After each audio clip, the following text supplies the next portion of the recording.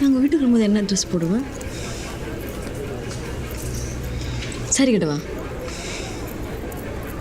இல்லை சுடிதார்? உங்கள் அம்மாவுக்கு என்ன பிடிக்கும்? இல்லை நான் சாரி கட்டுறேன், அதான் அழகாக இருக்கும்.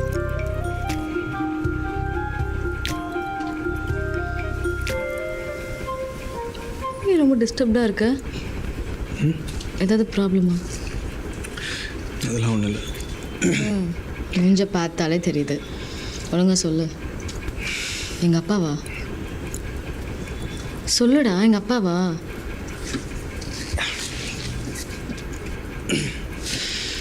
எங்கள் அம்மா. ஏன் உங்கள் அம்மாக்கு என்ன? எங்கள் அம்மாவுக்கு ப்ளவுஸ் போடுற பழக்கமே இல்லை. புரியல. எங்கள் அம்மாவுக்கு சாரி கட்டும்போது ப்ளவுஸ் போடுற பழக்கமே இல்லைன்னு சொன்னேன். அன்னைக்கு நான் வேறு ஏதோ சிந்தனையில் இருந்தேன், அதான் உன்கிட்ட கோவப்பட்டேன். அது பரவாயில்ல, நான் தப்பாக எடுத்துக்கல. உனக்கு வீட்டில் எவ்வளோ பிரச்சனை இருக்குன்னு எனக்கு தெரியல. பிரச்சனைலாம் ஒன்றும் இல்லை, பிள்ளைங்களால கொஞ்சம் கடுப்பு, அதான். இந்த காலத்து பசங்க அப்படி தான் இருப்பாங்க. அதுவும் படித்த பசங்கன்னா வித்தியாசமாக யோசிப்பாங்க.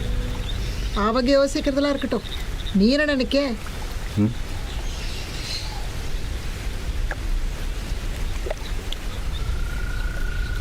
உன்கிட்ட ஒன்று கேட்கணும். நீ ஏன் என் கல்யாணத்துக்கு வரல? அதை விடு, என் புருஷன் சத்தது கூட நீ வரல. அப்போ இங்கே தான் இருந்தாலும் எனக்கு தெரியும். இதெல்லாம் ஞாபகம் வச்சிருக்கியா? சொடல கல்யாணத்துக்கு கூட நீ வரல.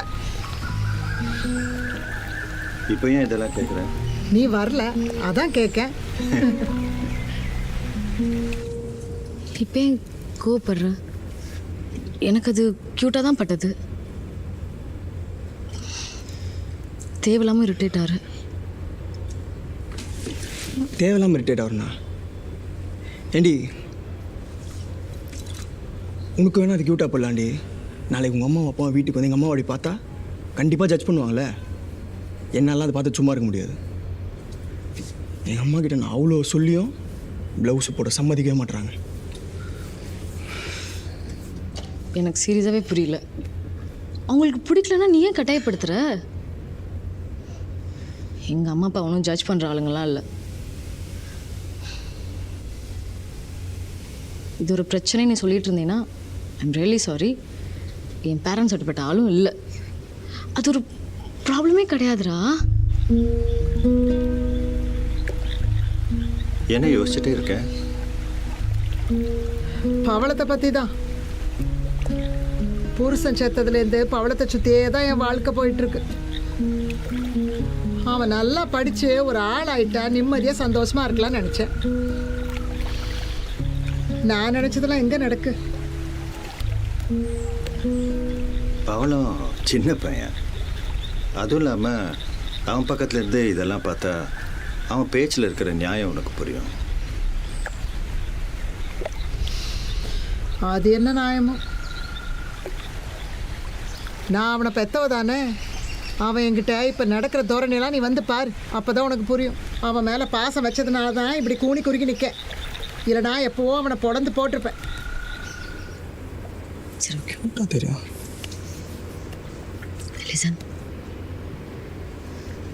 எனக்கு புரியுது உன்னோட இன்செக்யூரிட்டிஸ்லாம். பட் என்னோடய பேரண்ட்ஸ் பற்றி எனக்கு நல்லாவே தெரியும். அவங்க யாருமே ஜட்ஜ் பண்ணுற ஆளுங்களே இல்லை. இங்கே முட்டாள்.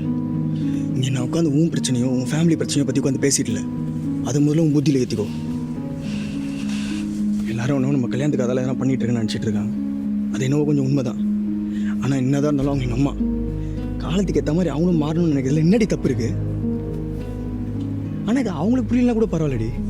இத்தனை வருஷமாக என் கூட இருக்கிற உனக்கு மாடி இது புரியல? ஆ,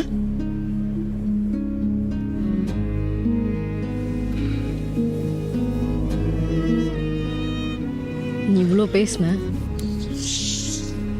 நீ என்ன சொன்னன்னு எனக்கே புரியல. ஏய், எங்கடி போகிற? டாய்லெட் போகிறேன், வரியா? இப்போ என்னடானா இந்த ஊர்க்காரங்க வழி விழுந்துட்டுருக்கேன். நீ என்ன சொல்லுத? அவங்க சொல்லுத மாதிரி தானே இருக்கணுமோ? நீ உனக்கு பிடிச்ச மாதிரி தான் இருக்கணும். ஆனால் என்ன ஆனா? உலகம் இன்னைக்கு எவ்வளவோ மாறிட்டு இருக்கு. நம்மளும் அதுக்கு ஏற்ற மாதிரி மாறுறது நல்லது தானே. அப்போ அவன் சொல்கிற மாதிரி நான் அருவருப்பாக தான் இருக்கேன் நீயும் சொல்தியோ? அப்படிலாம் நான் சொல்ல. உண்மையை சொல்லணுன்னா உன்னை இந்த மாதிரியே பார்த்துட்டு திடீர்னு புது வேஷத்தில் பார்த்தப்போ நான் என்ன சொல்ல வரேன்னா, அந்த ட்ரெஸ்ஸில் நீ ரொம்ப அழகாக இருந்த.